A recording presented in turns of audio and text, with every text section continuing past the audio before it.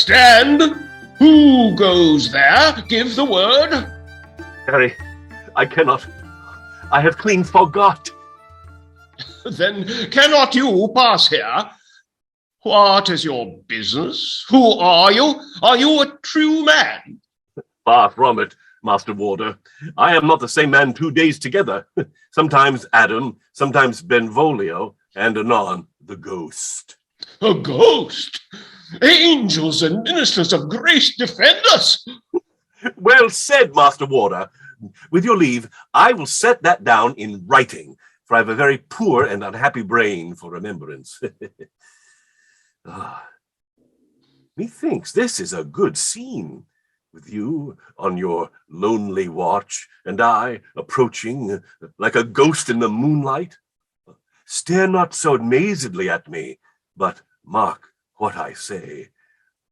I keep tryst here tonight with a dark lady. She promised to bribe the warder. I gave her the wherewithal. 4 tickets for the Globe Theatre. Plague on her! She gave me 2 only. My friend, present this tablet, and you will be welcomed at any time when the plays of Will Shakespeare are in hand. Bring your wife, bring your friends, bring the whole garrison. There is ever plenty of room. I care not for these new-fangled plays. No man can understand a word of them. They are all talk. Will you not give me a pass for the Spanish tragedy? To see the Spanish tragedy, one pays, my friend. Here are the means. Oh, sir. Gold! Sir, you are a better paymaster than your dark lady. Women are thrifty, my friend. 'Tis so, sir. And you have to consider that the most open-handed of us must e'en cheapen that which we buy every day. This lady has to make a present to a warder nigh every night of her life. I do not believe it. Now you, sir, I dare be sworn, do not have an adventure like this twice in the year. Villain, would tell me that my dark lady hath ever done thus before, that she maketh occasions to meet other men? Now, the Lord bless your innocence, sir. Do you think you are the only pretty man in the world? A merry lady, sir, a warm bit of stuff. Go to. I'll not see her pass a deceit on a gentleman that hath given me the first piece of gold I ever handled. Master Warder, is it not a strange thing that we, knowing that all women are false, should be amazed to find our own particular drab no better than the rest? Not at all, sir. Decent bodies, many of them. No, all false. All. If thou deniest, thou liest. You judge too much by the court, sir. There indeed you may say of frailty that its name is woman. Prithee, say that again, that about frailty, the strain of music. What strain of music, sir? I'm no musician, God knows. There is music in your soul. Many of your degree have it, very notably. Ah, frailty, thy name is woman. Thy name is woman. Well, sir, it is but 4 words. Are you a snapper-up of such unconsidered trifles? Snapper up. Oh, immortal phrase. Oh, this man is greater than I. You have Lord Pembroke's trick, sir. Like enough, he is my dear friend. But what call you his trick? Making sonnets by moonlight, and to the same lady, too. No. Last night he stood here on your errand, and in your shoes. Thou too, Brutus! Oh, and I called him friend. 'Tis ever so, sir. 'Tis ever so. 'Twas ever so. 2 gentlemen of Verona. Judas. Is he so bad as that, sir? Bad? Oh, no. Human, Master Warder. Human. We call one another names when we are offended, as children do. That is all. Aye, sir. Words, mere wind, sir. We fill our bellies with the east wind, sir, as the scripture hath it. You cannot feed capons so. A good cadence, by your leave. What manner of thing is a cadence, sir? I have not heard of it. Thing to rule the world with, friend. You speak strangely, sir. No offense, but, and like you are a very civil gentleman, and a poor man feels drawn to you, you being, as 'twere, willing to share your thoughts with him. 'Tis my trade. But, alas, the world for the most part will none of my thoughts. Here comes your lady, sir. I'll to t'other end of my ward. You may e'en take your time about your business. I shall not return too suddenly, unless my sergeant comes prowling round. 'Tis a fell sergeant, sir, strict in his arrest. Good evening, sir, and good luck. Strict in his arrest. Fell sergeant. Oh. Out! Damn spot! You will mar all with these cosmetics. God made you one face, and you make yourself another. Think of your grave woman. Not ever of being beautified. All the perfumes of Arabia will not whiten this Tudor hand. All the perfumes of Arabia. Beautified. A poem in a single word. Can this be my Mary? Why do you speak in a strange voice and utter poetry for the first time? Are you ailing? You walk like the dead. Mary! Mary! Mary! Mary! Who would have thought that woman to have had so much blood in her?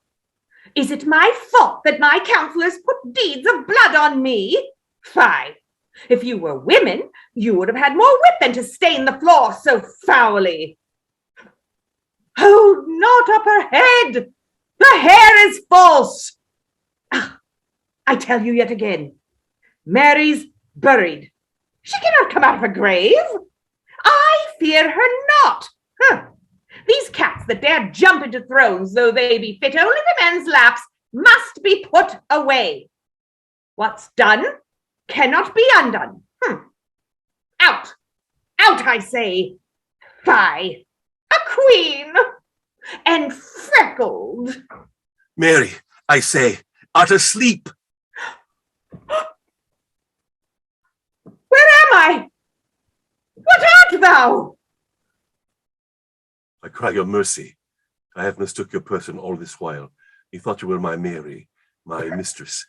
Profane fellow, how do you dare? Be not wroth with me, lady.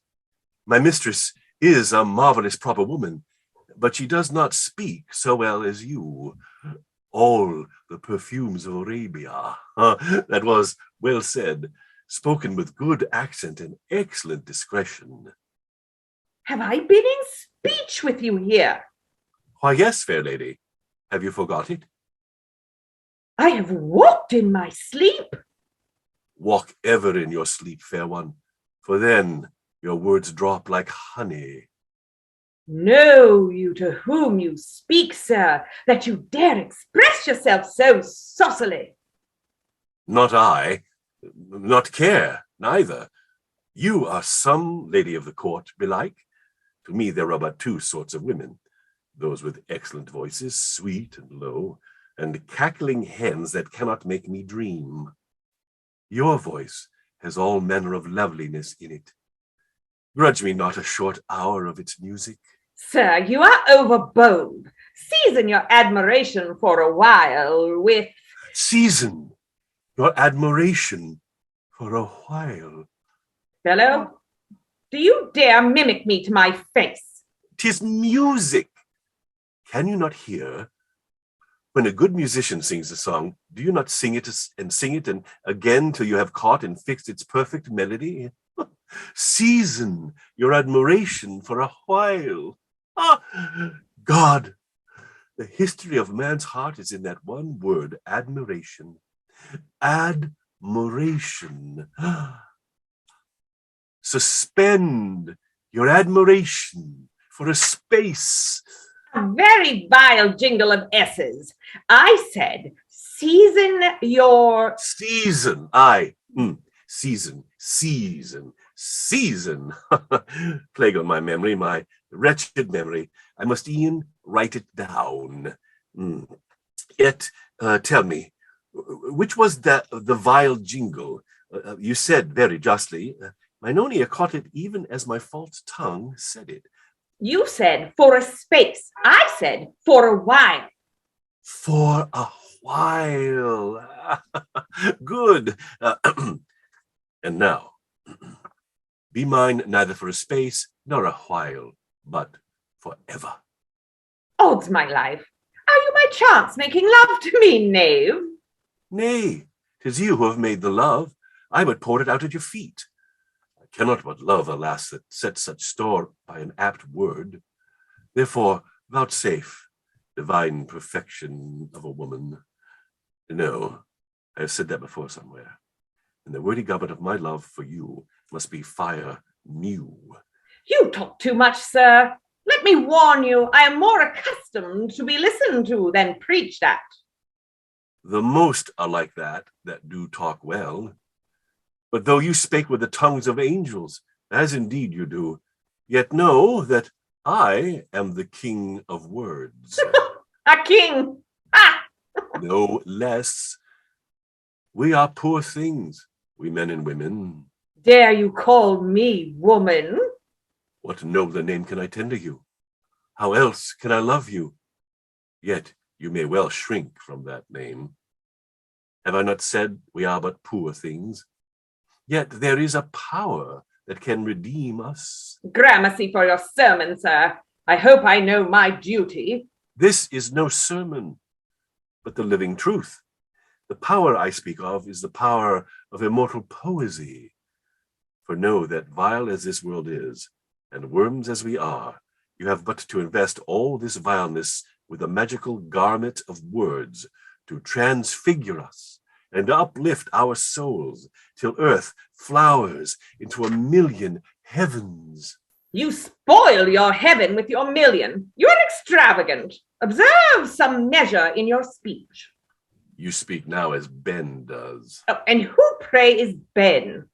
A learned bricklayer who thinks that the sky is the top of his ladder, and so takes it on him to rebuke me for flying.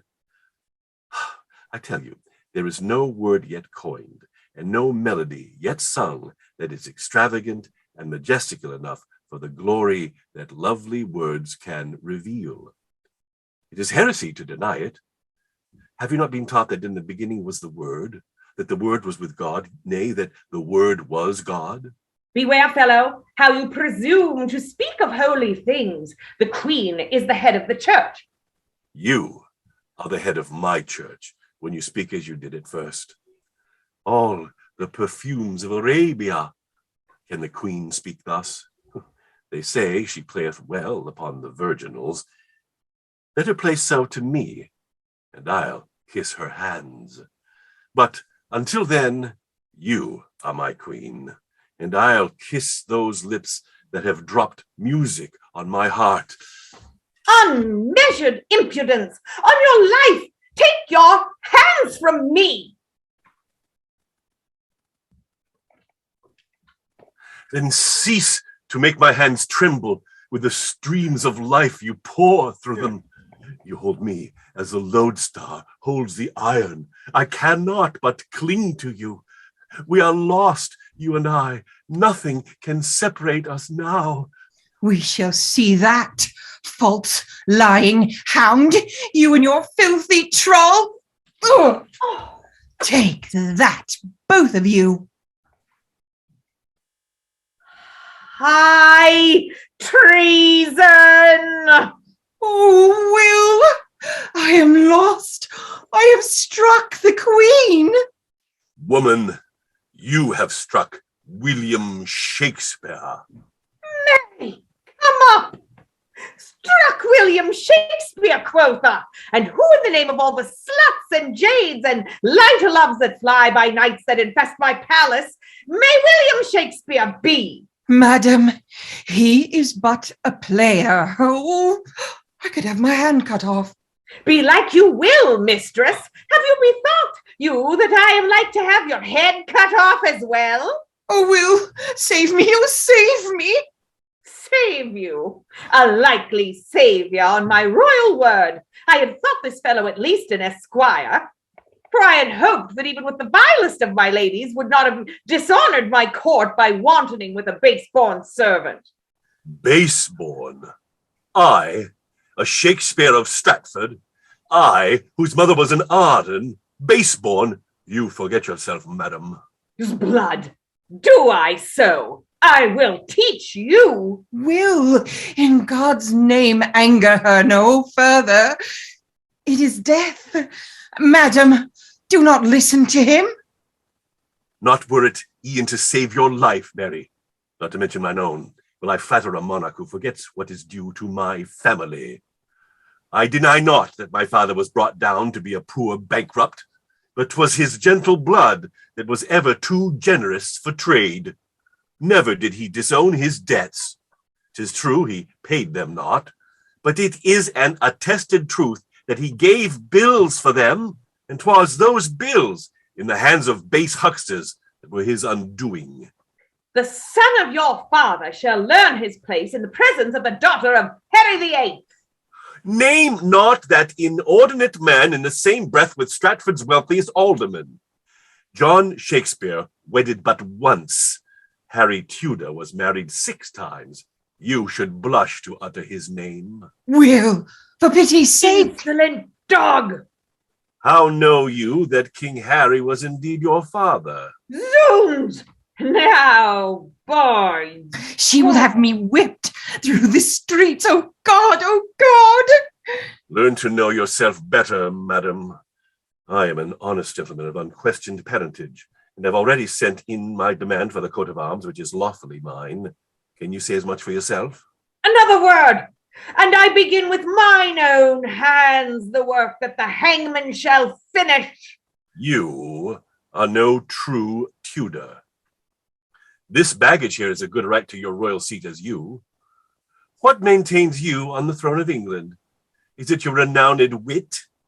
Your wisdom that sets at naught the crafty statesmen of the Christian world? No, 'tis the mere chance that might have happened to any milkmaid, the caprice of nature that made you the most wondrous piece of beauty that age hath seen. That is what hath brought all men to your feet, and founded your throne on the impregnable rock of your proud heart, a stony island in a sea of desire. There, madam, is some wholesome, blunt, honest speaking for you. Now, do your worst. Master Shakespeare, it is well for you that I am a merciful prince. I make allowance for your rustic ignorance. But remember that there are things which be true, and yet are not seemly to be said. I will not say to a queen, for you will have that I am none, but to a virgin.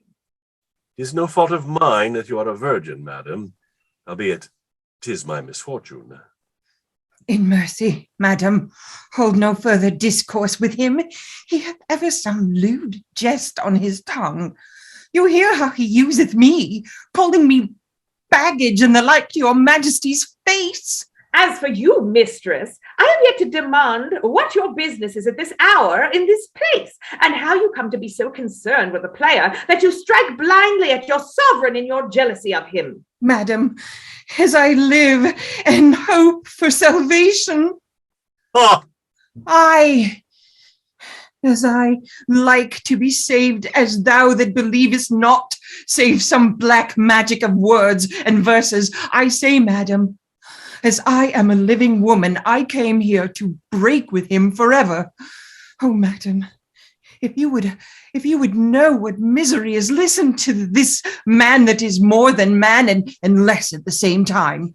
He will tie you down to anatomize your very soul.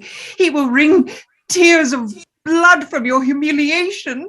Then he will heal the wound with flatteries that no woman can resist. flatteries! Oh, madam, I put my case at your royal feet. I confess too much. I have a rude tongue. I am unmannerly. I blaspheme against the holiness of anointed royalty. But oh, my royal mistress, am I a flatterer? I absolve you as to that. You are far too plain a dealer to please me. Madam, he is flattering you even as he speaks. Ha! Is it so? Madam, she is jealous, and, heaven help me, not without reason. Oh, you say you are a merciful prince, but that was cruel of you, that hiding of your royal dignity when you found me here. For how can I ever be content with this black-haired, black-eyed, black-advised devil again, now that I have looked upon real beauty and real majesty? He hath swore to me 10 times over that the day shall come in England when black women shall be more thought on than fair ones. Oh, deny it if thou canst. Oh, he is compact of lies and scores. I am tired of being tossed up to heaven and dragged down to hell at every whim that strikes him. I am ashamed to my very soul that I have abased myself to love one that my father would not have deemed fit to hold my stirrup, one that will talk to all the world about me, that will put my love and my shame into his plays and make me blush for myself there, that will write sonnets about me that no man of gentle strain would put his hand to. I am all disordered. I don't know what I am saying to your majesty. I am of all ladies most dejected and wretched. Ah, at last hath struck a note of music out of thee. Ah, of all ladies most deject and wretched. Madam, I implore you to give me leave to go. I am distracted with grief and shame, and Go! No more. Go. You have been cruel to that poor fond wretch, Master Shakespeare. I am not cruel, madam, but you know the fable of Jupiter and Semele. I could not help my lightnings scorching her. You have an overweening conceit of yourself, sir, that displeases your queen. Oh, madam, can I go about with the modest cough of a minor poet, belittling my inspiration and making the mightiest wonder of your reign a thing of naught? I have said that not marble nor the gilded monuments of princes shall outlive the words with which I make the world glorious or foolish at my will. Besides, I would have you think me great enough to grant me a boon. I hope it is a boon that may be asked of a virgin queen without offence, sir. I mistrust your forwardness, and I bid you remember that I do not suffer persons of your degree, if I may say so without offence to your father, the alderman, to presume too far. Oh, madam, I shall not forget myself again, though by my life could I make you a serving wench, neither a queen nor a virgin should you be, so much longer as a flash of lightning might take to cross the river to the bank side. But since you are a queen and will none of me, nor of Philip of Spain, nor of any other mortal man, I must e'en contain myself as best I may, and ask you to only give me a boon of state. A boon of state already? You are becoming a courtier like the rest of them. You lack advancement. Lack advancement. By your Majesty's leave. A queenly phrase. Your tables begin to anger me, sir. I am not here to write your plays for you. You are here to inspire them, madam. For this, among the rest, were you ordained. But the boon I crave is that you do endow a great playhouse, or, if I may make bold to coin a scholarly name for it, a national theatre, for the better instruction and gracing of your Majesty's subjects. Why, sir, there are not theatres now on the Bankside and in Blackfriars. Madam, these are the adventures of needy and desperate men that must, to save themselves from perishing of want, give the sillier sort of people what they best like. And what they best like, God knows, is not their own betterment and instruction, as we well see by the example of the churches, which must needs compel men to frequent them, though they be open to all without charge. Only when there is a matter of a murder, or a plot, or a pretty youth in petticoats, or some naughty tale of wantonness, will your subjects pay the great cost of good players, and their finery, with a little profit to boot. To prove this, I will tell you that I have written 2 noble and excellent plays, setting forth the advancement of women, of high nature and fruitful industry, even as your Majesty is. The one a skillful physician, the other a sister devoted to good works. I have also stole from a book of idle, wanton tales 2 of the most damnable foolishnesses in the world. In the one of which a woman goeth in man's attire, and maketh impudent love to her swain, who pleaseth the groundlings by overthrowing a wrestler. Whilst in the other, one of the same kidney showeth her wit by saying endless naughtinesses to a gentleman as lewd as herself. I have writ these things to save my friends from penury, yet showing my concern for such follies, and for them that praise them, by calling the one as you like it, meaning that it is not as I like it, and the other much ado about nothing, as it truly is. And now these 2 filthy pieces drive their nobler fellows from the stage, where indeed I cannot have my lady physician presented at all, she being too honest a woman for the taste of the town.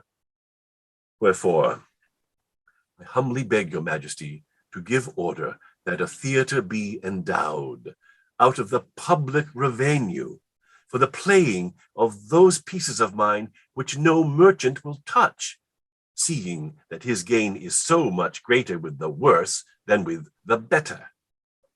Thereby you shall also encourage other men to undertake the writing of plays, who do now despise it and leave it wholly to those whose counsels will work little good to your realm. For this writing of plays is a great matter, forming as it does the minds and affections of men, in such sort that whatsoever they see done in show on the stage, they will presently be doing in earnest in the world, which is but a larger stage. Of late, as you know, the church taught the people by means of plays, but the people flocked only to such as were full of superstitious miracles and bloody martyrdoms. And so the church, which also was just then brought into straits by the policy of your royal father, did abandon and discountenance the art of playing. And thus it fell into the hands of poor players and greedy merchants that had their pockets to look to, and not the greatness of this your kingdom. Therefore, now must your Majesty take up that good work that your church hath abandoned, and restore the art of playing to its former use and dignity. Master Shakespeare, I will speak of this matter to the Lord Treasurer. Then I am undone, madam. There was never yet a Lord Treasurer that could find a penny for anything over and above the necessary expenses of your government, save for a war or a salary for his own nephew. Master Shakespeare, you speak sooth, yet cannot I in any wise mend it. I dare not offend my unruly Puritans by making so lewd a place as a playhouse a public charge. And there be 1,000 things to be done in this London of mine before your poetry can have its penny from the general purse. I tell thee, Master Will, it will be 300 years and more before my subjects learn that man cannot live by bread alone, but by every word that cometh from the mouth of those whom God inspires. By that time, you and I will be dust beneath the feet of horses, if indeed there be any horses then, and men will still be riding instead of flying. Now, it may be that by then your works will be dust also. Truly, they will stand, madam. Fear not for that. It may prove so. But of this I am certain, for I know my countrymen, that until every other country in the Christian world, even the barbarian Muscovy and the hamlets of the boorish Germans, have its playhouse at the public charge, England will never adventure. And she will adventure then only because it is her desire to be ever in the fashion, and to do humbly and dutifully what so she seeth everybody else doing. In the meantime, you must content yourself as best you can by the playing of those 2 pieces which you give out as the most damnable ever writ, but which your countrymen, I warn you, will swear are the best you have ever done. But this I will say, that if I could speak across the ages to our descendants, I should heartily recommend them to fulfill your wish. For the Scottish minstrel hath well said that he that maketh the songs of a nation is mightier than he that maketh its laws. And by the same may well be true of plays and interludes. And now, sir, we are upon the hour when it better beseems a virgin queen to be abed than to converse alone with the naughtiest of her subjects. Ho there! Who keeps ward on the Queen's lodgings tonight? I do, and please your majesty. See that you keep it better in the future. You have let pass a most dangerous gallant, even to the very door of our royal chamber.